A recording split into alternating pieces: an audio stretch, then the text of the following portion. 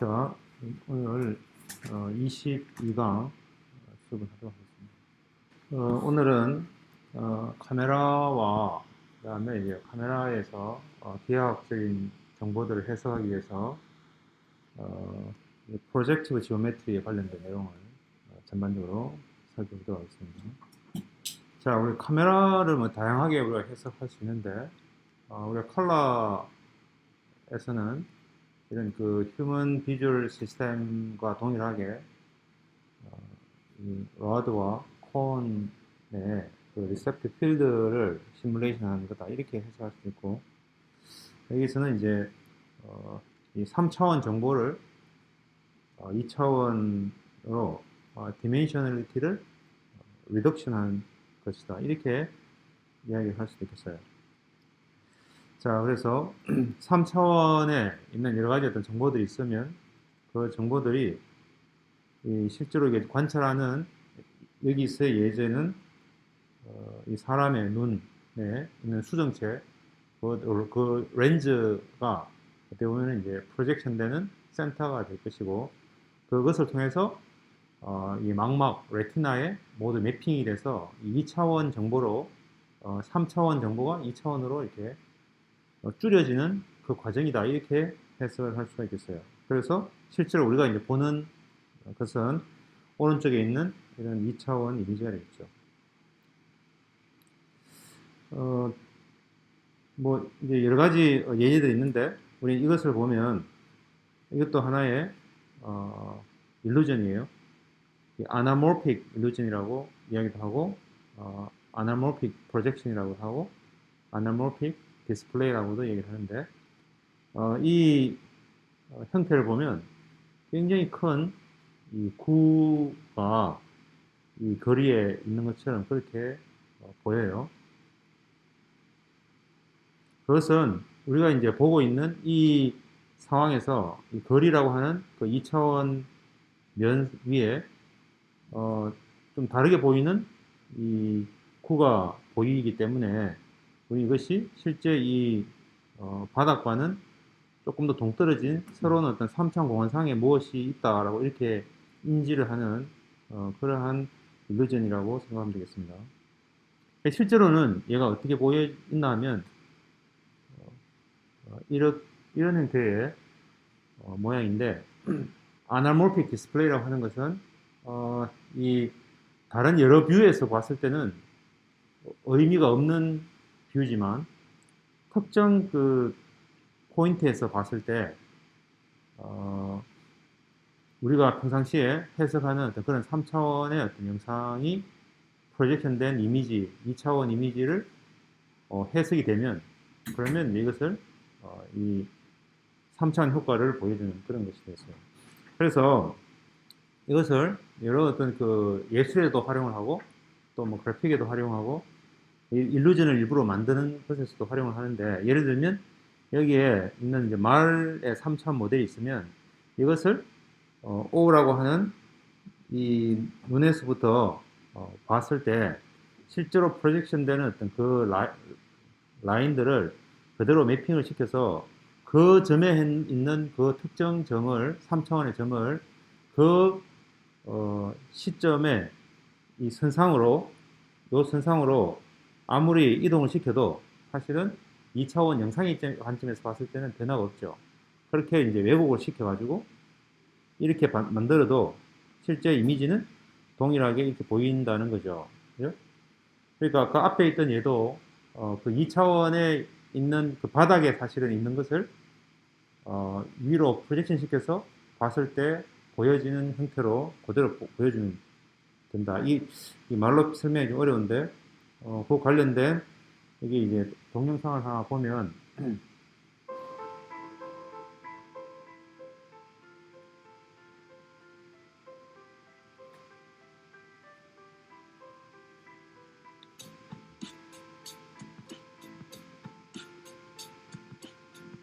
여기 있는 지구본은 아무리 확대해서 보더라도 3점 공간상에 있는 지구본처럼 보여요.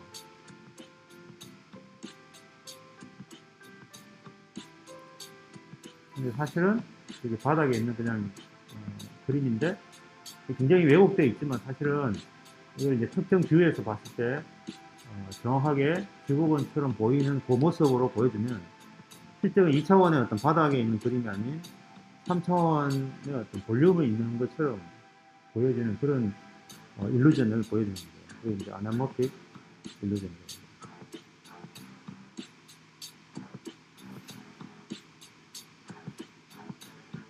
여기 있는 야구공도 동일한 형태로 보여지는 거죠.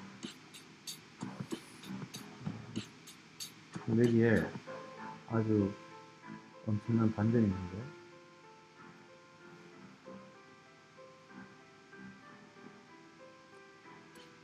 이 안경은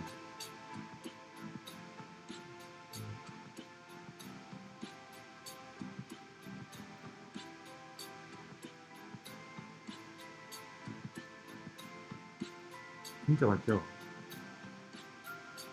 진짜예요. 이게 반전인데, 이 전체가 반전이에요. 이 전체가 사실은 그냥 이미지인데, 이게 아나모픽 디스플레이 형태로 프레싱 시켜가지고 만든 거예요. 자, 여기에, 폴 베인이라고 하는 작가가, 엠베스더즈라고 하는 작품을 1533년에 만들었는데, 여기에도 그런 어떤 아나모픽 프로젝션 기법을 사용해서 만들었어요. 여기 좀 이상한 모양의 것이 보이죠, 그죠? 밑에 바닥 부분에 보면, 얘가 이제, 이런 어떤 해골 모양인데, 그것을 조금 전에 있던 이 작품에서 저 밑에서 이쪽으로 이렇게 특정한 뷰를 찾아보면 그 뷰에서 봤을 때는 정확하게 해골처럼 보여요. 3차원 효과를 쓰는. 자, 그래서 이제 일루전 이야기는 그만하고 여기에 이제 그 이미지가 있는데 여기 왼쪽에 있는 이미지에 어떤 빨간 점, 지붕에 있는 빨간 점 P, XY라고 하는 것을 어떤 특정 트랜스포메이션을 거쳐가지고 다른 이미지의 다른 위치, X 프라임, Y 프라임 이렇게 변환을 하는 것들을 우리는 이제 이미지상에서의 트랜스포메이션이라고 이야기할 수 있겠어요.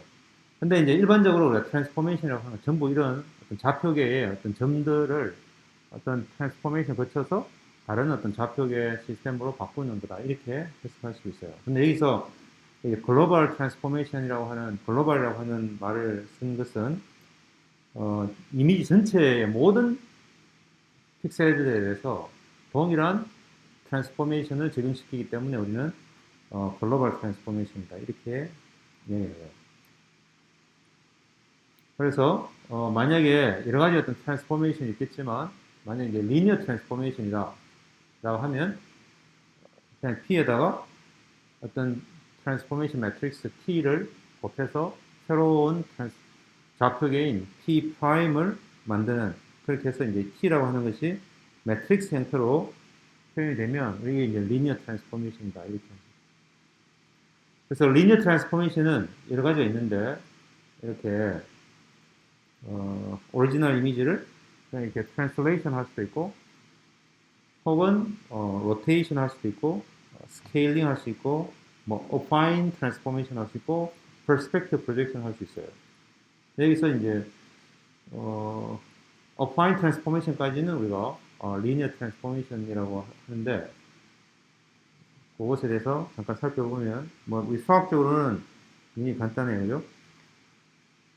스케일링 첫 번째는, 그래서 왼쪽에 있는 이 그림에서 X축으로 2배, Y축으로 2배 이렇게 이제 하면 스케일링이 되는 거죠. 그래서 우리 흔히들 여러분이 이미지 가지고 어떤 조작을 할 때 확대, 축소하는 게 다 스케일링이죠. 근데 이제 여러분 이제 툴을 쓰니까 그냥 자연스럽게 그냥 그렇게 하지만, 그럼 그 툴을 구현한다는 입장에서 보면 그 이미지에 있는 그 각각의 픽셀들이 이렇게 스케일 트랜스포메이션을 거쳐가지고 새로운 좌표계로 이제 매핑이 되는 거죠. 그죠? 자, 이때 이제 각 그 컴포넌트, X축, Y축, 각각에 대해서 동일한 비율로 그렇게, 스케일링 되면, 우리 이걸 유니폼 스케일링이라고 그렇게 이야기한다. 그런데, 각 좌표계로 스케일 값이 다르면 non uniform 스케일링이라고 해요. 우리가 흔히들 이미지 가지고 여러분 보고서를 작성하거나 아니면 어딘가에 옮겨가지고 뭘 할 때 이 가로 세로 비율을 달리하게 되면 이미지 상에서의 어떤 좌표 값이 트랜스포메이션이 달라지는 스케일이 달라지는데 그것이 실제 우리가 그 픽셀은 2차원에 있는 이미지의 픽셀이 아니라 사실은 3차원에 있는 어떤 특정 점이 프로젝션 돼가지고 이미지에 맺힌 점이기 때문에 그것을 단순히 X, Y 축으로 스케일을 달리 해버리면 전체적인 어떤 3차원의 정보가 왜곡이 돼서 굉장히 이상하게 보이죠. 그래서 실제로 영상을 다룰 때는 항상 유니폼 스케일링으로만으로 해야 되는 게 어떻게 보면은 철칙이에요. 그래서 유니폼 스케일링이 된다는 말은 가로 세로 비율이 스케일링 되고 나서도 동일하게 유지가 돼야 되죠. 그걸 우리가 aspect ratio라고 하는데 그 aspect ratio가 항상 유지가 되도록 그렇게 스케일링을 해야 되겠어요. 어쨌든 그것도 역시 스케일링은 linear transformation이라고 할 수 있는데 그래서 이렇게 x축에다가 어떤 값을 곱하고 y축에다가 어떤 값을 곱하는데 이때 a와 b가 같은 것이면 유니폼 스케일이고 다르면 이제 non 유니폼 스케일이 되겠죠. 이걸 매트릭스로 표현하면 x, y의 각각 대각선에 있는 항이 a와 b로 이렇게 표현이 되면 x 프라임, y 프라임을 얻을 수 있죠. 그래서 이게 바로 linear transformation이다. 스케일링은 이렇게 얘기할 수 있겠어요. 그 다음에 이제 2차원 상에서 회전을 하는 것, 2D rotation. 이거 역시 x, y라고 하는 어떤 하나의 좌표가 세타만큼 회전을 해서 이 시계 반대 방향으로 오른손 법칙에 의해서 세타만큼 회전을 했을 때의 새로운 점 x 프라임, y 프라임은 우리가 이렇게 표현이 된다, 그죠? x 프라임은 x 코사인 세타 마이너스 y 사인 세타, y 프라임은 x 사인 세타 플러스 y 사인 코사인 세타 이렇게 해서 이것을 그대로 매트릭스 폼으로 표현해 보면 다음과 같이 이렇게 표현이 되기 때문에 이 역시도 우리는 바로 리니어 트랜스포메이션이다, 그죠? 자, 근데 이때 보면 결국 그 세타의 값에 따라서 여기에 있는 매트릭스 값이 난리니하게 달라지기 때문에 사실은 이게 이제 난리니어 펑션이지만 x 프라임과 y 프라임 입장에서 봤을 때는 x 프라임은 x와 y의 어떤 그 스케일 값, 스칼라 값을 곱해가지고 만든 리니어 컨비네이션으로 되어 있기 때문에 그래서 이게 이제 그 리니어 함수다 이렇게 이야기를 할 수 있겠어요. 그렇지만 이제 이 회전이라고 하는 것은 굉장히 이상한 형태라서 이것만으로도 굉장히 어려운 문제예요. 그래서 3차원에서 어떻게 회전을 정의할 것인지 뭐 이런 것들도 연구가 많이 되어 있어요. 자, 그래서 특이한 것은 2차원 회전은 만약에 마이너스 세타만큼 회전한다는 것은 이게 사인과 코사인에 마이너스를 넣었을 때 그 코사인 마이너스 세타는 코사인 세타고 사인 마이너스 세타는 마이너스 사인 세타이기 때문에 그것에 의해서 이렇게 트랜스포즈 한 것과 같아요. 그래서 이 로테이션의 인버스는 로테이션의 트랜스포즈다. 이게 이제 회전을 한다는 것은 실제 그 벡터의 랭스는 바꾸지 않고 단지 회전만 하는 거기 때문에 그래서 이것의 트랜스포메이션 한 후에 그 XY 값의 좌표값의 크기라고 하는 것은 동일해요. 0에서부터 9까지. 그래서 이 디터미넌트를 구하면 1이고 그리고 이게 트랜스포즈 했을 때 그것이 바로 인버스하기 때문에 이걸 우리가 이제 오소노멀한 그러한 매트릭스다 이렇게 하죠. 이 로테이션이라고 하는 것은 아주 특별한 형태라고 생각할 수 있겠어요. XY 2차원 2바이트에서.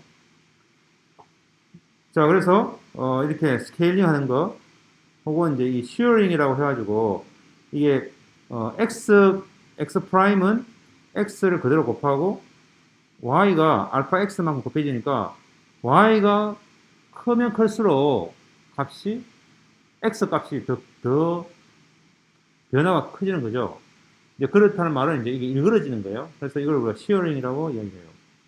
그 다음에 이제 로테이션 있고, 트랜슬레이션 있는데, 트랜슬레이션은 원래는 이렇게 매트릭스의 곱 형태로 표현할 수 없는데, 여기다가 이제 1을 포함시켜가지고, x, 0, tx 이렇게 해서, x 프라임은 x 더하기 tx 이렇게 해서, 이 x를 tx만큼 이동시키는 것이 되겠죠. 그래서 트랜슬레이션이 이렇게 매트릭스의 곱 형태로 표현할 수가 있을 거예요.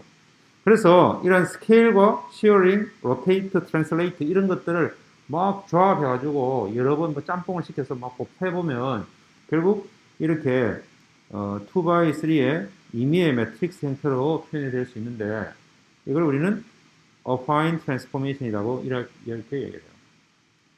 자, 그래서 affine transformation은 결국 스케일과 시어링, 로테이션, 트랜슬레이션만으로 이루어져 있는 그러한 조합의 2차원 트랜스포메이션이다. 그래서 affine transformation은 이렇게 이제 linear transformation이라고 할 수 있겠어요. 자, 그래서 좀 전에 얘기한 것처럼 affine transformation은 이렇게 표현이 되는데 여기에 이제 양쪽에다가 x, y에 1이 들어가 있는 그 좌표값이 변환되고 나서도 1이 표현되도록 하려면 그냥 밑에다가 0, 0, 1을 넣으면 되겠죠. 그래서 나머지는 a, b, c, d, f는 임의의 값을 가지면서 밑에 3x3 매트릭스의 제일 밑에 있는 행은 0, 0, 1로 되어 있는 그런 특별한 케이스가 바로 affine transformation이다. 이렇게. 그러면 이제 affine transformation은 여러 가지 성질이 있는데 그 중에서 라인은 이쪽 라인에 있는 모든 점들을 전부 다 affine transformation 한 후에 다시 그 점을 딱 찢어가 보면 그 역시 또 라인이에요. 그래서 라인은 라인으로 매핑이 된다. 그리고 이쪽에서 패러럴한 라인은 또 트랜스포메이션해서 이쪽에서 보면 또 패러를 해요. 그래서 그런 어떤 성질이 있다. 그 다음에 이제 B가 레이시오가 프리저브 된다는 것은 이 한 직선상에 있는 어떤 거리만큼에 있는 한 점이 있고 그것과 2배 떨어진 어떤 거리에 있는 점이 있을 때 그것을 affine transformation 한 후에 봤을 때는 그 B가 또 그대로 유지된다는 거예요. 그 다음에 이제 이것은 아무리 많이 affine transformation을 여러 번 하고 혹은 아까 얘기한 것처럼 스케일과 쉐어링과 로테이션, 트랜슬레이션을 막 여러 번 순서를 하면서 막 하더라도 결국 그것은 계속 affine transformation 안에서만으로 클로즈 되어 있다 이렇게 얘기할 수 있습니다. 자, 그런데 여기에 그래서 이 매트릭스 아까 했던 XY의 트랜슬레이션에 대한 것도 로테이션, 곱으로 표현할 수 있도록 하기 위해서 1이라고 하는 값을 최종에 넣어가지고 XY 1이라고 하는 것에 2x3의 매트릭스를 만들어서 곱해서 새로운 어떤 X 프라임, Y 프라임을 만들 때 그때 그 안에 있는 모양이 어떤 모양인가에 따라서 이렇게 트랜슬레이션 또 로테이션과 트랜슬레이션 그 다음에 로테이션, 트랜슬레이션의 스케일 한 거, 혹은 affine 있고, 그 다음에 아까 이제, 이 x, y, 1이라고 하는 것에, 아까 모든 것은 a, b, c, d, e, f 있고, 여기는 0, 0, 1이 있었는데, 이 0, 0, 1이더라도 어떤 값이 g, h, i가 있으면, 그러면 그걸 우리가 projective transformation이라고 그렇게 이야기를 하고, 그걸 우리는 호모그래피라고도 얘기해요. 자, 그래서 여기서 트랜슬레이션은 결국 XY 좌표 축으로만 얼마만큼 이동하니까 그리고 우리 파라메터 두 개예요. 그래서 디그리 프리덤이 2고 그리고 앞에는 아이덴티티 매트릭스고 요 뒤에 있는 것만 tx, ty 값이 있는 형태로 되어 있는 거죠. 근데 여기서 이제 rigid transformation이라는 말이 나오는데 rigid transformation이라고 하는 것은 로테이션과 트랜슬레이션으로만 이루어져 있는 그러한 트랜스포메이션을 우리는 rigid transformation이라고 그렇게 얘기해요. 그러니까 왜 rigid하다고 하는가 하면 내가 이렇게 회전을 하고 아무리 이동시켜도 원래 그 있던 물체의 각도라든지 크기라든지 이런 거는 변하지 않고 그대로 유지가 되면서 다른 곳으로 이동하기 때문에 그래서 이것은 이제 rigid하다 이렇게 얘기하는 거죠. 그래서 rigid transformation은 바로 이 길이가 그대로 유지가 돼요. 대신에 3차원 회전하는 것과 그 다음에 tx, ty 이렇게 세 개의 파라미터가 있으니까 디그리 오브 프리덤이 3이 되겠어요. 자, 그래서 트랜슬레이션은 아무리 이동하더라도 원래 그 오리엔테이션은 변하지 않죠. 그래서 오리엔테이션이 프리저브 되고 물론 그 뒤에 것도 다 프리저브 되는데 리지드 트랜스포메이션은 회전을 하기 때문에 오리엔테이션은 프리저브 하지 못하고 랭스만 유지가 돼요. 그 다음에 이제 시뮬러리티는 거기다가 이제 스케일을 유니폼 스케일링을 하는 거죠. 그렇게 해서 확대를 하는 형태로 되기 때문에 이제 앵글은 유지가 되는데 이 앞에 있던 디그리 오브 프리덤 3에다가 s까지 합쳐서 파라미터가 4개가 되겠어요. 그래서 디그리 오브 프리덤이 4예요. 근데 어파인 트랜스포메이션은 옆에 있는 것처럼 A, B, C, D, F 이렇게 4개의 파라미터, 6개 파라미터가 있으니까 디그리 오브 프리덤이 6개고 앞서 이야기한 것처럼 평행한 라인은 평행하게 그대로 유지가 되는 그러한 성질이 있어요. 그래서 패러리즘이 유지된다. 그런데 이제 우리가 지금 하려고 하는 프로젝티브 트랜스포메이션은 다른 모든 것들은 다 유지되지 않고 다만 스트레이트 라인, 그러니까 직선은 그대로 직선이 되는 그런 성질만 유지되고 나머지는 다 깨져요. 그래서 평행한 것들이 이쪽 트랜스포메이션, 퍼스펙티브 프로젝션 하고 나면 평행하지 않아요. 그리고 앵글도 유지되지 않고 랭스도 유지되지 않고 오리엔테이션도 유지되지 않아요. 그렇게 다 모든 것들이 다 깨지는데 그래서 우리가 지금 결과적으로 말하려고 하는 것은 3차원의 어떤 정보들이 프로젝션을 통해 가지고 2차원으로 매핑이 됐을 때 모든 게 다 깨지고 단지 직선이 되는 그것밖에 유지가 안 되는데 우리는 살아가면서 이미지를 보고 3차원의 모양이 어떨 것이다라고 하는 계속 우리가 그러니까 추정이 왔기 때문에 거의 학습이 돼가지고 아주 빠르게 우리는 영상을 보고 3차원 공간 정보들을 추출해낼 수가 있어요. 그렇단 말은 결국 사람이 그렇게 하니까 컴퓨터에서도 컴퓨터 비전을 통해서 다시 추적을 해볼 수가 있겠죠. 그래서 그런 부분들이 바로 이제 컴퓨터 비전에서 다루는 한 파트 중에 하나로 이런 그 거리를 측정하거나 혹은 뭐 이 크기를 측정하거나 혹은 여러 가지 어떤 매트릭들을 뽑아내는 그러한 것들이 바로 이 컴퓨터 비전을 통해서 이루어질 수가 있겠습니다. 자, 그래서 프로젝티브 트랜스포메이션이라고 하는 것은 이처럼 아까 어파인 트랜스포메이션은 마지막에 있던 이 세 번째 것이 001이었는데 지금은 어떤 의미의 값을 가지고 있어요.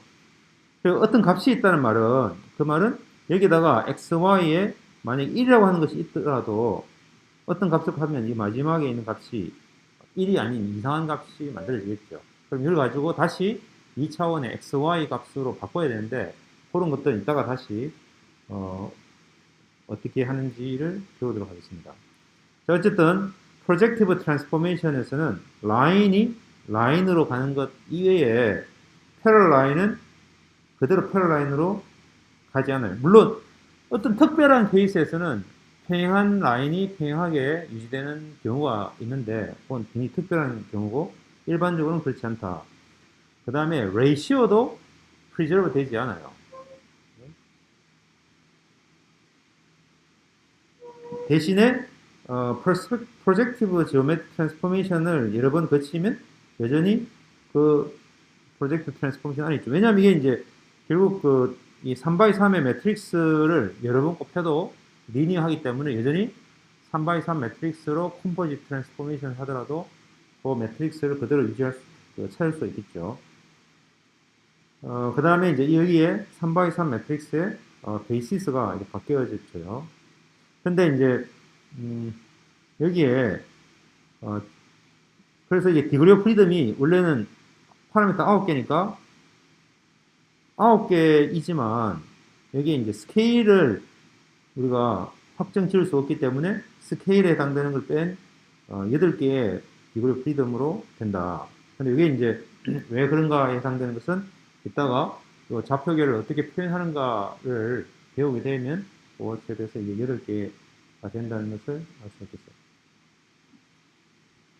자, 그래서 실제로 카메라에서 영상이 들어오면 이 영상에서 여기 지금 여기 이것도 이제 카메라로 촬영한 거기 때문에 여러분이 사실은 이게 조금 복잡할 수 있는데 원래 카메라가 여기에 있는 이 환경에 있는 3차원의 정보들이 이미 카메라에 의해서 프로젝션 돼 가지고 2차원 이미지로 만들어지는데 그 이미지를 여러분이 또 보고 있는 거죠.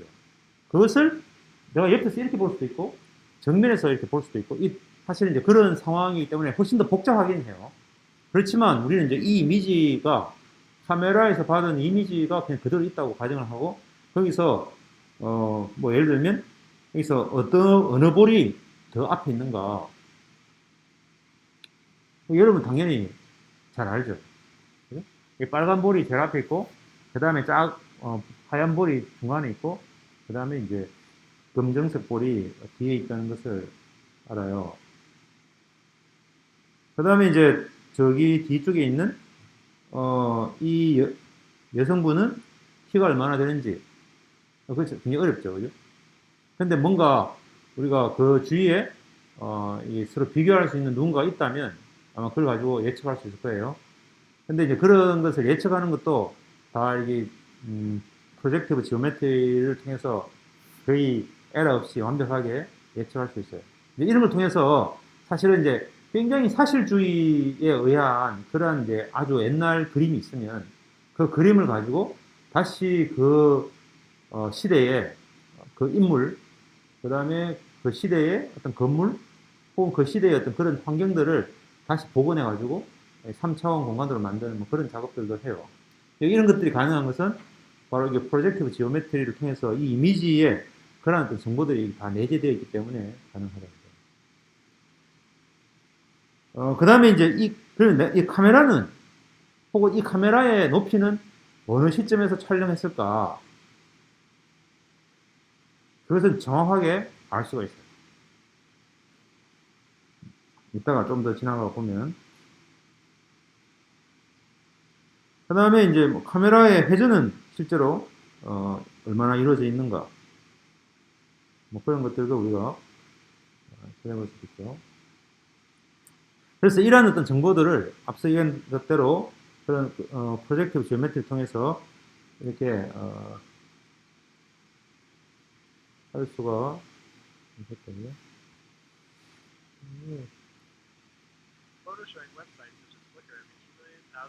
이게 이제 포토 투어리즘이라고 해서 이게 이제 로마의 다양한 어떤 그 건축물들을 관광객들이 가가지고 막 사진을 찍죠. 그럼 엄청나게 많은 사진이 어떤 특정 플릭이나 뭐 플릭스나 여러 가지 어떤 그런 공유하는 것이 있을 텐데 그럼 그런 것들을 다 뽑아가지고 영상들에 대해서 피처를 뽑고 그들 간의 어떤 관계들을 가지고 결국 이건 지금 로마가 아니고 파리네요. 파리에 그래서 그 공간들을 3차원 공간으로 만들고 그 다음에 이제 막 돌아다니면서 그 해당되는 영상들을 이렇게 쭉 내비게이션 해볼 수 있는 뭐 그런. 근데 여기에 이제 이런 그 컴퓨터 비전 기술이 아주 많이 활용되고 있습니다. 자, 그래서 그러면 이제 그것을 복원한다는 말은 반대로 어떠한 과정을 거쳐서 3차원에 있는 점이 2차원의 한 픽셀로 매핑이 되는가에 어떤 그 관계를 다시 좀 더 알아야 되겠죠.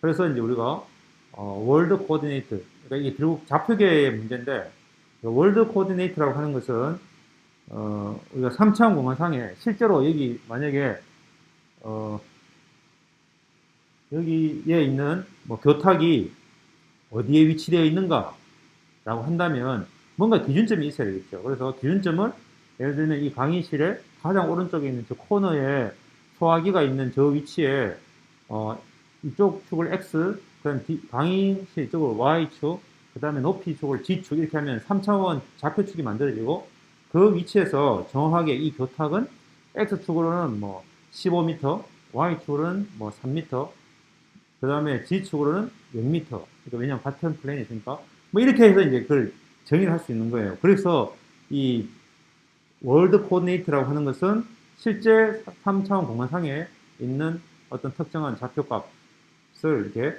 월드 코디네이트로 표현을 하고, 그 다음에 그것에 있는 그 점을 내가 지금 현재 카메라로 촬영을 했을 때, 마이크가 이미지에 어디에 위치되는가. 그게 이제 이미지 코디네이트죠. 이 둘 사이의 어떤 매핑 관계가 어떻게 되는가를 찾는 거예요.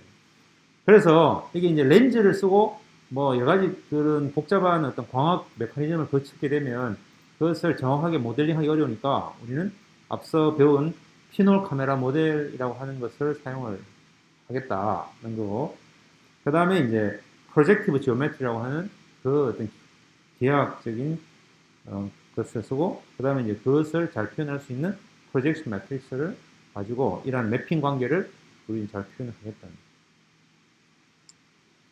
자, 그래서 먼저 우리가 앞에서 피놀 카메라 모델을 다시 잠깐 다시 보면 이렇게 오브젝트가 있으면 그 오브젝트가 있고 센서가 있을 때 이렇게 레이가 물론 광원이 있겠죠. 그 광원에서 저 오브젝트의 특정 위치에 반사돼서 그 빛이 다시 센서로 도달해 오는 그 과정이 결국은 이미징이라고 하는 과정인데, 이렇게 한 점에 대해서 모든 빛은 우리가 특정한 어떤 방향성을 가는 게 아니라 다 커지니까 모든 쪽으로 다 센서에 비춰질 거예요.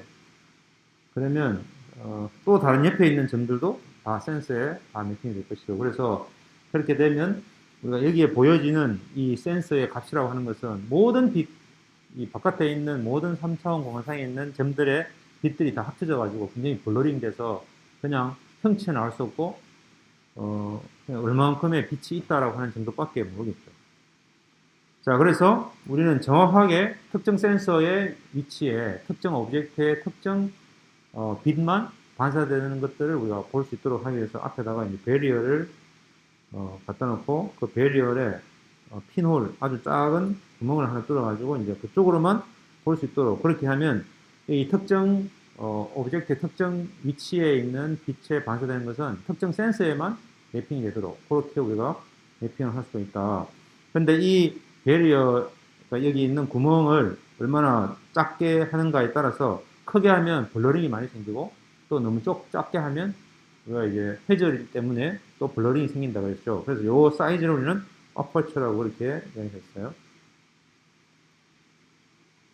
자, 그래서 이것을 우리는 바로 피놀 카메라 모델이라고 했어요. 그래서 실제 리얼 오브젝트가 있고 그것을 피놀을 통해서 이 피놀에 있는 요 포인트 C, 이걸 우리가 센터 오브 프로젝션에서 모든 3차원에 있는 점이 이 점을 통해서 통과되기 때문에 프로젝션 된다는 어떤 중심점, 그리고 우리가 옵티컬 센터라고도 하고 센터 오브 프로젝션이라고 그렇게 해서 이제 F만큼 포컬 랭스만큼 떨어진 곳의 이미지 플레인에 매핑이 되는데, 이렇게 이제 해석을 하다 보면 이 Y축으로 플러스인 N은 프로젝션 시키면 이미지 플레인에서는 마이너스로 매핑이 되니까 이것을 항상 동일한 좌표 방향을 유지하도록 하기 위해서 이 F만큼 앞에 떨어진 가상의 버추얼 이미지 플레인을 만들고 거기에 매핑된 것으로 이렇게 모델링을 많이 해요. 그래서 이렇게 이제 피놀 카메라 모델을 어떤 센터 프로젝션의 반대쪽에 있는 이미지 플레인으로 매핑을 하기도 하고, 그래서 이제 이쪽을 보는데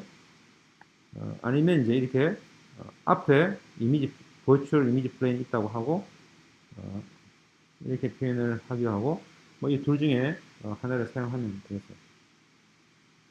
자, 어쨌든 우리는 이 좌표계에서 결국 3차원 공간상에 있는 어떤 P라고 하는 X, Y, G라고 하는 어떤 3차원 점이 있으면 이것을 이 거리에 해당되는 G와 그 다음에 높이에 해당되는 y와, 그 다음에 또 이쪽, 수평에 해당되는 x만큼 거리가 떨어진 어떤 임의의 점, x, y, g가 이 이미지 플레인에 이 센터 오브 프로젝션을 통해서 어떻게 매핑이 되는가, 이것에 대한 관계를 이렇게 간단하게 식으로 표현이 될 수 있었다. 그죠? 그래서 이것은 삼각의 닮은꼴 형태를 통해서 이렇게 만들 수 있었어요. 자, 그래서 이러한 어떤 그 프로젝션 되는 것들에 의해서 조금 전에 우리가 봤던 이 3차원의 점들이 이 이미지에 매핑이 되기 때문에, 그래서 여기에 있는 어떤 랭스나 혹은 앵글 이런 것들이 다 이렇게 매핑을 시키면 그대로 유지가 되지 않기 때문에 무엇이 가깝고 또 어느 것이 더 크고 뭐 이런 것들에 대한 랭스가 혹은 면적이라고 하는 것이 다 잃어버리게 되죠, 정보가. 그래서 여기 보면은 이제 이 대문자 ABC라고 하는 것들이 O라고 하는 센터 프로젝션으로부터 같은 거리에 있는 D만큼 떨어진 그러한 곳에 있더라도 이것이 프로젝션 시키면 이렇게 매핑이 돼서 그래서 여기에 있는 C와 A', C'과 A'의 길이가 A' 훨씬 더 작죠. 더 멀리 있기 때문에. 그래서 여기는 거리에 따른 랭스가 유지가 되지 않는 거죠. 자, 그 다음에 이제 여기 보면은 원래 여기에 있던 이 라인과 그 다음에 이제 이 라인, 이 사이에 이거는 이제 직각이었는데 이 직각도 각도 유지되지 않기 때문에 이렇게 벌어지게 되고, 그 다음에 이제 이 두 개의 어떤 점선, 직선은 원래 평행한데 프로젝션 되면서 앵글이 로스트 되니까 또 패러럴한 두 직선이 한 점에서 만나게 되죠, 이미지상에서. 다만 이게 스트레이트 라인은 그대로 스트레이트 라인이 된다. 요것만 이제 유지가 되는 그런 상태가 되겠어요. 자, 이 상태에서 우리가 그러면 이게 두 개의 어떤 평행한 직선이 있는데 3차원 공간상에서 그것이 결국 앵글이 유지가 안 되니까 결국 어딘가에서 만나게 된다. 그래서 그걸 우리는 소실점, 베니싱 포인트라고 그렇게 이야기를 한다죠. 그래서 여기 있는 오른쪽에 있는 그림에서도 보면 이 두 개의 어떤 첼로의 어떤 선이 원래는 평행한데 이미지상에서는 어딘가에서 만나요. 이 점에서 만나게 되죠. 그래서 이게 이제 소실점이에요. 베니싱 포인트고, 그러면 이제 그 베니싱 포인트라고 하는 것이 가지고 있는 여러 가지 이 정보가 있는데, 그 베니싱 포인트와 또 다른 어떤 그 플레인 상에 있는 또 다른 어떤 두 개의 플레인한 라인은 또 어딘가의 베니싱 포인트에서 만날 거예요. 그래서 그 베니싱 포인트들이 전부 다 어디서 만나는가 하면 다 이 베니싱 라인이라고 하는 그 상에서 다 만나게 된다. 그게 우리가 이제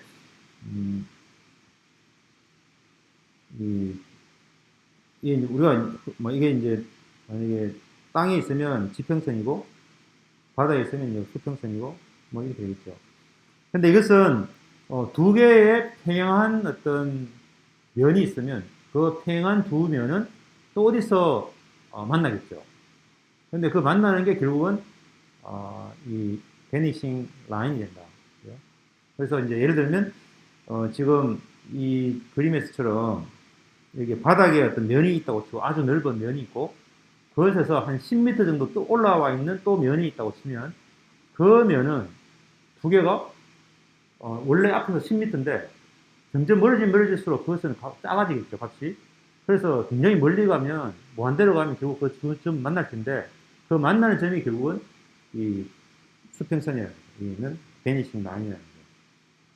그래서 그 라인은 내가 아무리 초기에 출발을 10m가 아니라 뭐 100m, 1000m로 하더라도 결국 그 두 개의 플레이는 결국 수평선에서 만나게 돼 있어요. 그래서 하늘과 이 밑에 있는 이 땅이 만나는 점, 그게 결국은 이제 바로 지평선이 되겠죠. 그래서 그게 베니싱 라인이 되겠어요. 자, 그래서 여기에 이제 이미지가 있는데 이 사진 있죠. 이 사진에서 물론 이제 이 건축을 하는 사람이 정확하게 그렇게 지키지 않았을 수도 있지만, 우리 일반적으로는 저기 있는 하얀색 기둥이 평행할 것이다. 그 다음에 저기 위에 있는 지붕에 있는 선과 처마에 있는 선은 또 평행할 것이다. 뭐 이런 걸 가지고 이렇게 한쪽에 있는 라인들을 다 평행한 라인들이니까 그것들 쭉 모으면 저게 이제 베니싱 포인트가 만들어져요. 그리고 이쪽으로도 이 라인을 쭉 뽑아서 보면 또 베니싱 포인트가 만들어지겠죠. 그래서 이제 이 두 개는 하나를 X축이라고 하면 하나는 3차 공원상에서는 이게 직각을 나타낼 거예요. 그래서 한쪽을 X축이라고 다른 한쪽을 Y축으로 한다면 그러면 XY축이 있고 그러면 그에 대한 또 직각인 그런 G축이 있겠죠. 그 G축은 이게 이제 이때 이 베니싱 포인트는 정확하게 무한대에 있게 돼요.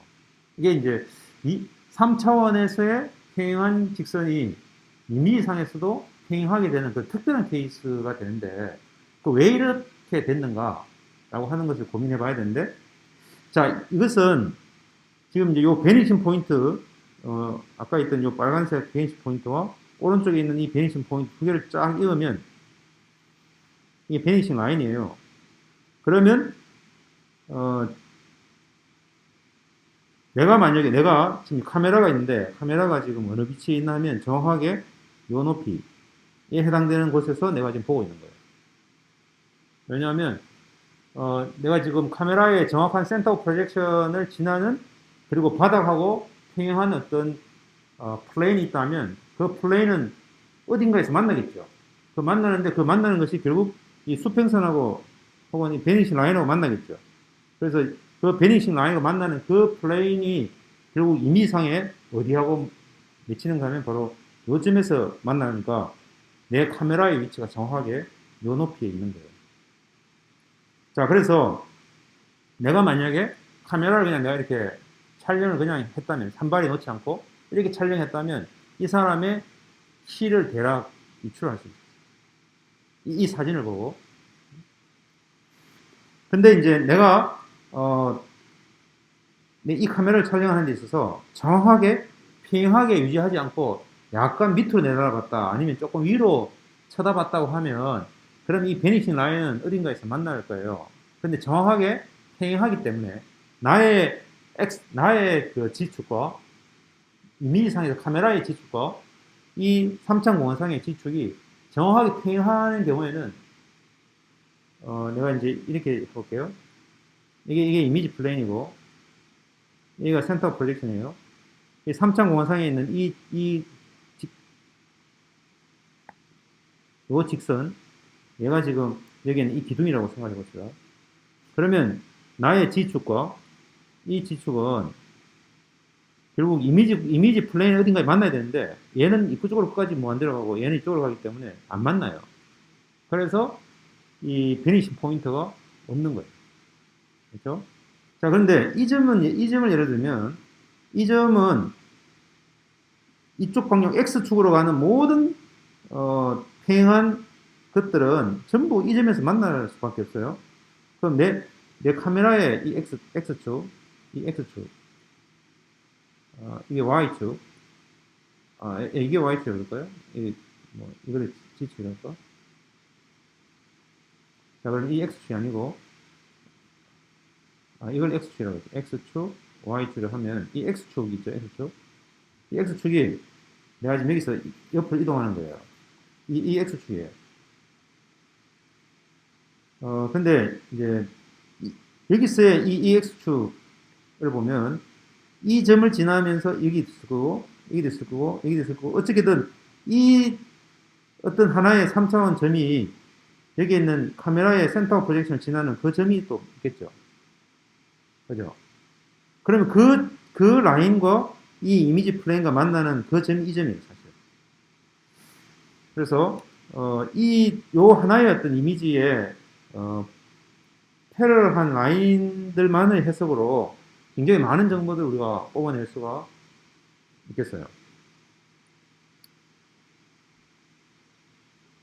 자, 그래서 이제 우리가 프로젝티브 지오메트리라고 하는 것은 3차원에 있는 어떤 점들이 결국 이미지의 센터 프로젝션을 통해 가지고 매핑이 되는 프로젝션에 해당되는 매핑에 의해서 맺히는 이미지라면, 그럼 반대로 어떤 특정 프로젝트가 있어 가지고 이 프로젝트에서 이게 이제 이미지를 쫙 쏘는데, 여기 있는 이제 스크린이 있죠. 스크린.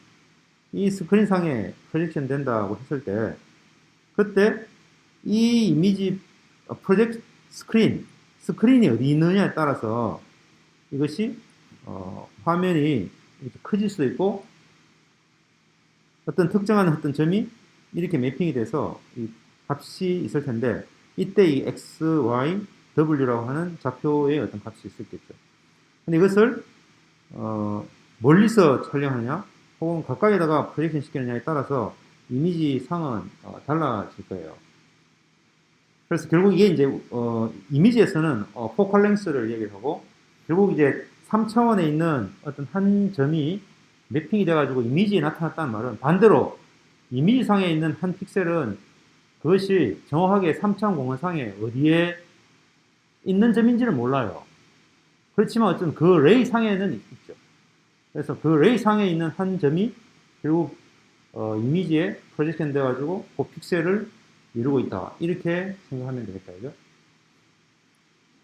그래서 어떤 이미지상에 있는 한 점, 이미지상에 있는 한 점이라고 하는 것이, 이 이미지상에 있는 이 한 점이라고 하는 것은 여기 있을 수도 있고, 여기 있을 수도 있고, 여기 있을 수도 있고, 어디에 있을지는 몰라요. 그래서 이렇게 세 개의 어떤 값으로 표현이 되죠. 그래서 하나의 어떤 XY라고 하는 포인트는 한 점이 아니라 이런 어떤 레이를 이루고 있다. 이렇게 얘기할 수 있겠어요.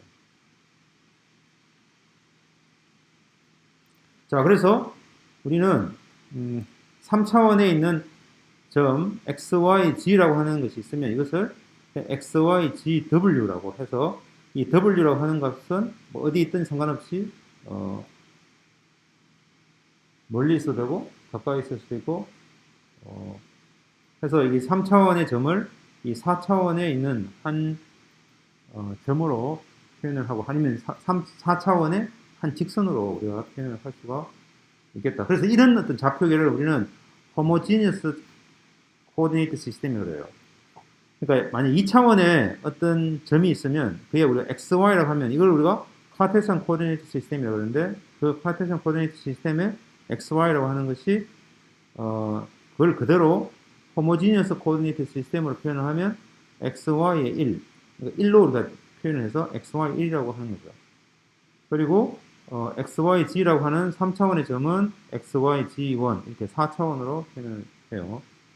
자, 그래서 반대로 호모지니어스 코디네이트 시스템에 있는 어떤 한 점 XYW라는 게 있으면 그것을 우리가 카테시안 코디네이트 시스템에서는 그냥 W로 나눠주면 되겠어요. 그러면 2차원의 이미지를 얻을 수 있어요. 그러면 4차원에 있는 호모지니어스 코디네이트의 XYGW는 W로 나눠가지고 W는 X, W는 Y, W는 Z 이렇게 할 수 있겠다. 자, 그래서 그렇게 하다 보니까 호모지니어스 코디네이트 시스템에서 이미 어떤 k 값을 곱하더라도 kx, ky, kw로 바뀌면 이건 역시 kw로 나눠 버리면 이게 w로 나눈 것 같기 때문에 이 두 개의 값은 항상 같게 돼요. 그래서 스케일 값이 호모지니어스 코디네이트 시스템에서는 스케일이라고 하는 것이 크게 의미가 없게 되겠어요. 그래서 스케일에 대해서 우리는 알 수가 없게 되는 거예요. 자, 그래서 엄밀히 말하면 우리가 이제 지난번에 우리가 이 3차원의 어떤 그 장면을 특정한 어떤 트릭을 써서 프로젝션 시켜보니까 꼭 장난감 어떤 미니어처 것처럼 보이도록 한다든지 뭐 그런 것들이 있는 이유가, 실제로 이미지 한 장에서 실제 어떤 스케일 값이 없어져 버리기 때문에 우리가 특별히 어떤 특정 크기라고 하는 것을 알고 싶으면, 그러니까 이걸 굉장히 가까이에서 촬영한 건지, 가까이에서 굉장히 작은 물체를 촬영한 건지, 아니면 굉장히 멀리서 큰 물체를 촬영한 건지 알 수가 없어요. 프로젝션 시키면. 그래서 우리가 특정 알고 있는 뭐 볼펜이라든지 특정한 오브젝트 거기 놓고 같이 촬영하는 이유가 바로 상대적인 것들을 알기 위한 거예요. 그래서 스케일 앰비기티가 항상 있게 되겠다. 그래서 우리가 이제 다루는 이미지 상에서는 바로 이 3차원에 있는 점이 2차원으로 프로젝션 돼서 생기는 것이기 때문에 꼭 이것처럼 이 이미지 플레인을 W가 1인 그런 3차원 공간상에 있는 플레인상에 있는 점인지 혹은 2에 있는 점인지 우리가 그 플레인상에 어디에 있는지를 모르는 상태에서 그냥 프로젝션 시킨 것처럼 돼서 하나의 점이라고 하는 것이 사실은 이러한 어떤 레이 상에 있는 모든 점들을 그냥 통칭해서 하나의 점으로 표현하는 것이다. 이렇게 표현할 수가 있겠어요. 그래서 X, Y, W 이렇게 표현을 하는 거예요. 자, 그러면 이제 호모지니어스 코디네이트 시스템에서 다운다는 어떤 기하학이 있는데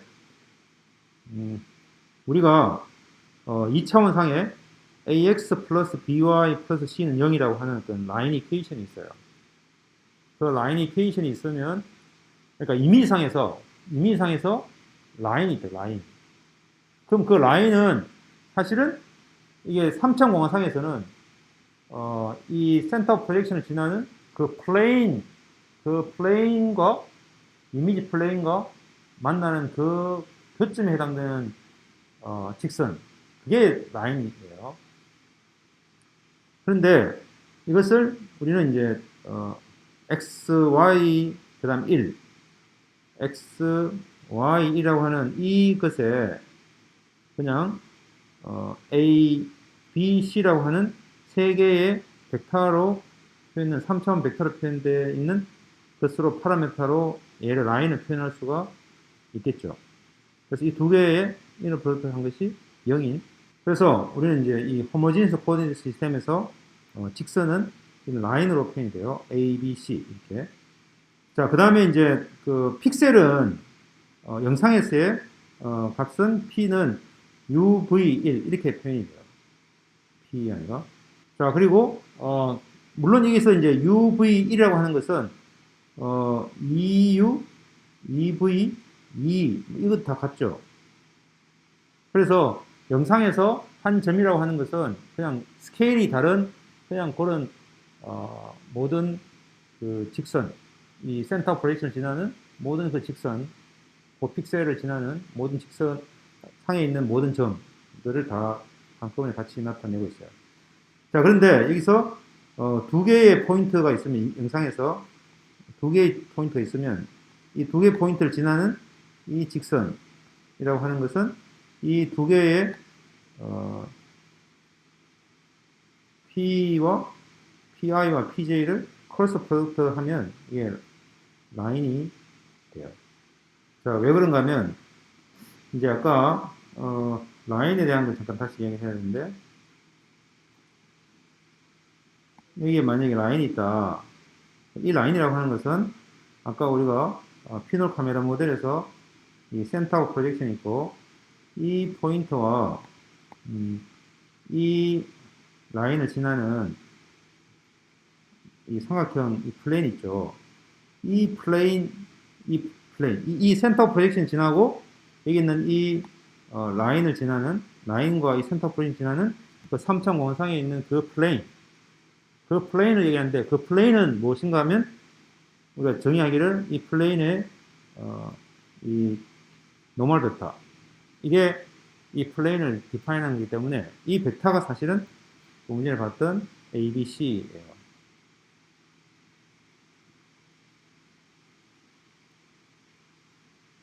왜냐하면 이 XY1이라고 하는 모든 점이 있는데 이 XY1이라는 것은 이 라인상에 있는 점이죠. 이 라인상에 있는 점과 이 벡터하고 이너 프로덕트 하면 0이 되죠. 이 법선 벡터니까. 그래서 얘는 0이 되는 그런 거예요. 자, 그런데 여기서 PI, PJ는 두 점인데 요 점이죠. 그러면 여기 있는 이 COP를 지나는 PI는 이 벡터고 이 PI고 이 벡터가 PJ예요.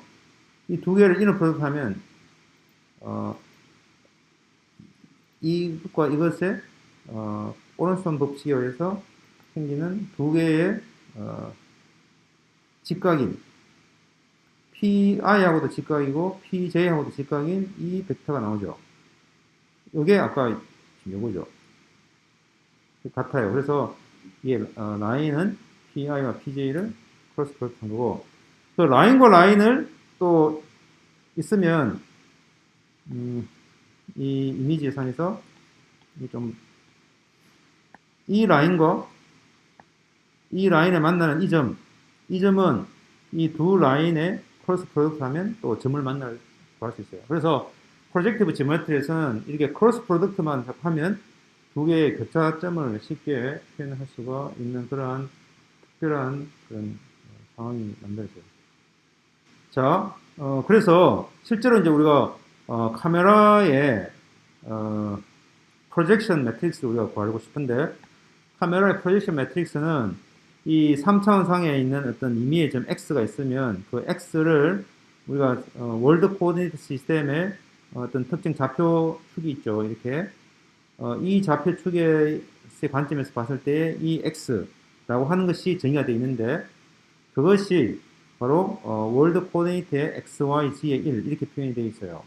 그러면 실제로 카메라 좌표축으로 바꾸려면 얘를 이 로테이션과 트랜슬레이션만으로 이루어진 카메라 좌표계가 있을 거예요. 그 카메라의 좌표계로 이 x를 rt로 이렇게 곱해요. 그 다음에 이 프로젝션 시켜가지고 실제 이 미상에 있는 이 점으로 매핑을 시켜야 되기 때문에 그 프로젝션 되는 걸 우리가 k라고 한다면 그 k를 거쳐서 아까 프로젝션 매트릭스 썼죠. 그 k를 거쳐서 실제 우리가 원하는 영상에서의 x 값을 구하게 되는데, 이때 요 RT라고 하는 것은 실제 카메라가 어디서 어떻게 움직였는가에 어디서 보고 있느냐에 대한 거기 때문에 우리가 이걸 extrinsic matrix라고 그러고, 여기 K는 intrinsic matrix라고 그렇게 표현이 돼요. 조금 복잡하지만 이 카메라의 프로젝션을 어떻게든 이렇게 매트릭스로 하나로 표현이 가능하다. 자, 그래서 이것을 우리가 계산해내는 것을 우리가 컴퓨터 비전이고, 컴퓨터 그래픽스에서는 이 값을 어떻게 딱 정했을 때 3차원상에 있는 점들을 다 이렇게 x 값을 찾아내 가지고 그림을 그리는 것을 우리는 컴퓨터 그래픽스에서 3차원 렌더링이라고 그렇게 얘기해요. 이게 그냥 역의 관계예요. 자, 그래서 우리가 어떤 좀 쉽게 표현하기 위해서 이 월드 좌표계라고 하는 게 따로 없고, 그냥 월드 좌표계가 그냥 카메라의 좌표계라고 생각하고, 그냥 나는 이제 내가 지금 보고 있는 이 지금 눈에서 보고 있는 이 좌표계가 바로 월드 좌표계라고 보고, 나의 관점에서 모든 걸 다 생각해 볼 수 있겠어요. 그러면 익스트린식에서는 로테이션도 없고, 센터가 그냥 카메라의 000이 월드 좌표계 000이다 이렇게 생각을 하고 아무것도 없다고 생각을 해요. 그리고 인트린식에서는 우리가 아까 했던 대로 우리가 어스펙트 레이쇼가 1이다. 그러니까 스케일이 전혀 없고, 그 다음에 옵티컬 센터도 0이고 스큐도 없고 아무것도 없는 그런 상태로 아주 가장 간단한 케이스를 생각해 보면, 그러면 여기에 있는 익스트린식은 그냥 트랜슬레이션 0이고 로테이션은 없으니까 i고, 그래서 그냥 앞에 없어요. 이게 얘는 그냥 사라지고 없어요.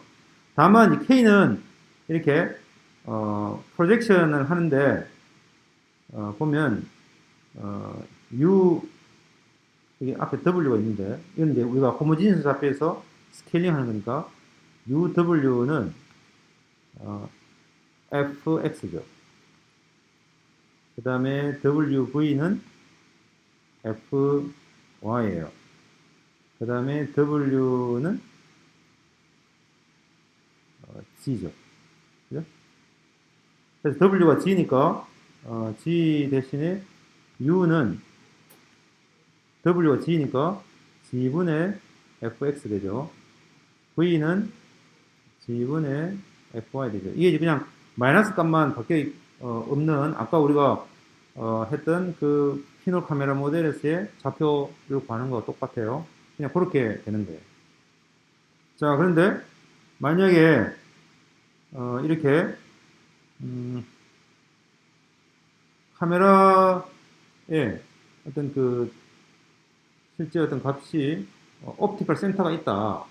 그래서 그걸 기준으로 한다 그러면 이게 이제 U0, V0가 거기 포함이 되겠죠.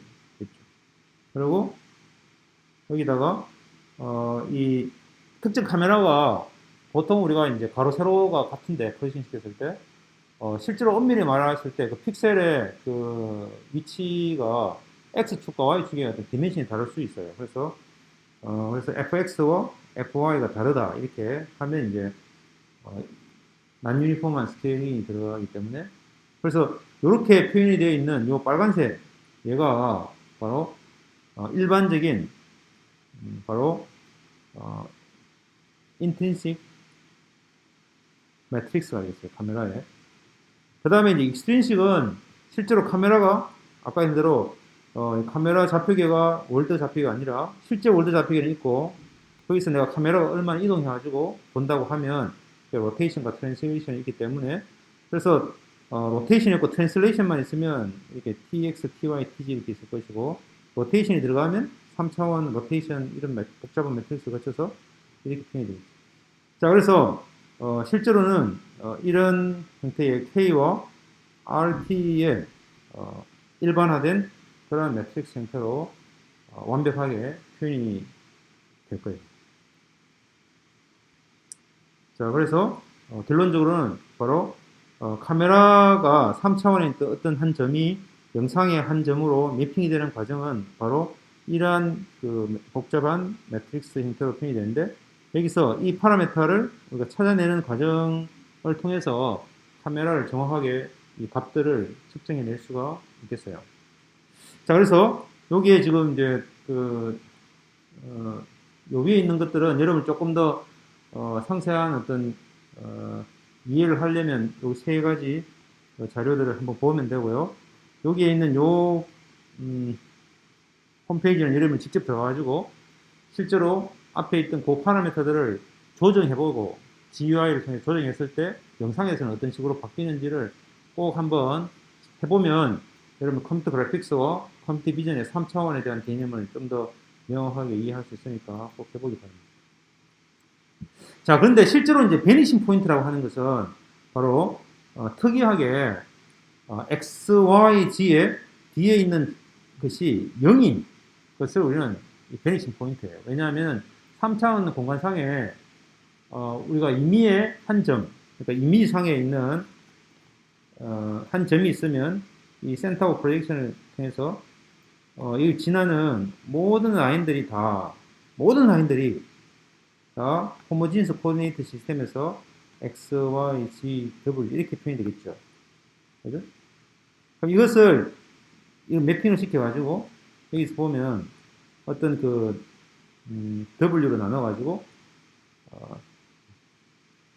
W분의 Y, W분의 G 이게 이제 3차원 공간상에 있는 이거는 호모지니스 코디네이트 시스템이고 이건 카르테시안 코디네이트 시스템에서는 이렇게 매핑이 되니까 결국 W분의 X, W분의 Y, W분의 G겠죠. 근데 이것이 무한대로 가면 이 W가 0일 때 0분의 X, 0분의 Y, 0분의 G 가지고 사실은 무한대에 있는 점이죠. 이 좌표값이 만약 여기 있다면 이게 베니싱 포인트는 무한대에 있는 점이에요. 그래서 이 W가 0인 점으로 하면 그게 바로 베니싱 포인트예요. 그래서 이 0이 여기에 곱해지면 RT에 곱해지면 요 0이 T에 곱해지기 때문에 사실은 T가 하고 0이 사라져가지고 이렇게 표현이 돼요. 그 말은 무슨 말인가 하면 이 회전에 대한 트랜슬레이션에 대한 것에서는 전혀 영향을 미치지 않는다. 그래서 우리가 이제 무한대에 있는 어떤 한 점, 보통 태양을 예를 들면 태양에 있는 점을 영상으로 촬영해서 보는데 내가 이동해서 보더라도 항상 같은 점에 맥혀 있는 것은 바로 이러한 수학적인 개념 때문에 그렇게 해석할 수가 있겠어요. 그래서 무한대에 있는 점은 트랜슬레이션에 전혀 인베리언트다. 그죠? 그래서 이 수식을 뭐 그냥 설명을 하고. 자, 근데 이제 특별한 경우에 우리는, 센터 프로젝션이, 그러니까 포칼 랭스가 무한대에 있다라고 하면 그냥 그대로 매핑이 돼요. 그러니까 이걸 우리가 orthographic projection이라고 그러고, 컴퓨터 그래픽스에서는 이 CAD라든지 이런 걸 쓸 때 이 orthographic projection을 하면 앵글이 그대로 우리가 매핑이 되고, 또 랭스도 평행하다면 그대로 매핑이 되니까 그것을 사용해서 좀 더 이해하기 쉽게 우리가 해석할 수가 있는데, 그러니까 이제 이 원근법이 전혀 적용이 안 되니까, 그래서 우리가 흔히들 이렇게 큐브를 이렇게 그리는 이유는 이게 전혀 그런 어떤 그 실제로 이 라인과 이 라인은 뎁스가 다르기 때문에 거리가 달라야 되겠죠. 그죠? 그런데 이제 이렇게 쓰는 것은 바로 orthographic projection을 했었어요. 그리고 parallel projection이라고 하고 주로 이제 컴퓨터 그래픽스에서 이렇게. 그래서 이것은 컴퓨터 그래픽스에서는 이 프로젝션 매트릭스를 다음과 같이 이렇게 표현을 하면 쉽게 구현이 돼요. 그러니까 x는 바로 u로, y는 v로, g만 없애면 돼요. 자, 그런데 실제로 이제 그 약간의 어떤 작은 스케일만 집어넣어가지고 특별한 케이스의 어떤 프로젝션을 만들 수 있는데, 이걸 우리가 weak perspective라고 그렇게 이야기를 해요. 그래서 요거는 매트릭스 어떻게 표현이 되는가 하면 마지막에 요 S만 약간 들어있는 거예요. 이것은 굉장히 멀리 있으면서 상대적으로 작은 오브젝트 같은 경우에는 그 사이에 거리가 별로 차이가 없기 때문에 이 프로젝팅 시켜도 별로 그 원근에 해당되는 정보가 반영이 되지 않아요. 그래서 이렇게 그냥 orthographic한 프로젝션으로 해석을 해가지고 문제를 풀어도 되기 때문에 훨씬 좀 쉽게 접근해 볼 수가 있어요. 그래서 그런 형태로 문제를 푸는 걸 다 우리는 weak perspective라고 그렇게 얘기합니다. 자, 그래서 이제 결론적으로 사실 이게 이제 뭐 카메라 캘리브레이션 하는 거라든지 아니면 이제 그 이런 퍼스펙티브 지오메트리를 통해 가지고 어떻게 랭스를 복원하는 것인지 뭐 이런 것들을 우리가 좀 더 깊이 있게 하기에는 좀 우리가 시간적인 부족해서 그 정도에서 여러분이 가지고 와야 될 것은 이렇게 이제 영상에서 이런 베니싱 포인트, 베니싱 라인 이런 개념만으로도 충분히 영상에서의 어떤 여러 3차원 정보들에 대해서 해석할 수가 있다. 그 다음에 이제 기본적으로는 다 피놀 카메라 모델이라고 하는 걸 쓰고 3차원에 있는 X가 이런 익스트린식 카메라의 어떤 파라메타와 또 이런 인트린식 카메라 파라메타를 매트릭스 형태로 표현되어 있는 그런 어떤 이 만약 호모지니스 코디네이트 시스템으로 생각한다면 이게 이제 4x4 매트릭스와 그 다음에 또 4x3 매트릭스의 곱으로 해서 X라고 하는 것을 만들 수 있고, 이것을 우리는 카메라 프로젝션 매트릭스라고 하고, 결국 이 카메라 프로젝션 매트릭스를 계산해내는 과정이 바로 카메라 캘리브레이션이고, 그 다음에 이제 결국 우리가 카메라에서 촬영을 한 후에 제일 첫 번째로 사실 해야 되는 것이 영상에 대한 정보들을 계산하는 것도 중요하지만 카메라가 어떻게 움직였는가, 어떻게 촬영했는가도 중요하기 때문에 이런 것들을 우리가 같이 다 계산을 해야 돼요. 항상 컴퓨터 비전에서는 이것을 어떻게 보완할 것인가가 중요해요. 근데 일반적으로 카메라가 하나 딱 그 정의되면 그 카메라가 제조 공장에서 포칼 렌스는 얼마고 뭐 여러 가지 어떤 그 안에 있는 CCD 어레이에 그 픽셀 간 사이에 어떤 거리는 얼마다든지 이런 인트리식 파라미터들은 이미 다 확정이 돼 있어요. 아니면 특정한 과정을 거쳐가지고 K를 이미 딱 확정 지어서 미리 캘리브레이션해서 계산을 다 해놓을 수 있어요. 그 다음에는 이제 여기 있는 RT만 가지고 우리가 문제를 풀면 되기 때문에 조금 더 문제를 또 줄여가지고 문제를 풀 수가 있겠어요. 그럴 경우에는 이게 이제 캘리브레이트 된 카메라를 가지고 문제를 푼다고 해서 좀 더 쉽게 문제를 풀 수가 있겠습니다. 자, 그 다음에 이러한 어떤 과정에 있어서 우리가 중요하게 새로운 개념으로 이 2차원의 점은 3차원의 호모지니어스 코디네이트 시스템으로 표현하고 3차원의 점은 4차원의 호모지니어스 코디네이트 시스템으로 표현해서 문제를 푸는 식으로 모델링이 된다라고 하는 것들이 바로 호모지니어스 코오디네이트 시스템이라고 하는 개념을 여러분이 익히면 되겠습니다. 자, 그래서 이렇게 해서 오늘 수업은 이것으로 마치도록 하겠습니다. 이것으로 마치겠습니다. 수고했습니다.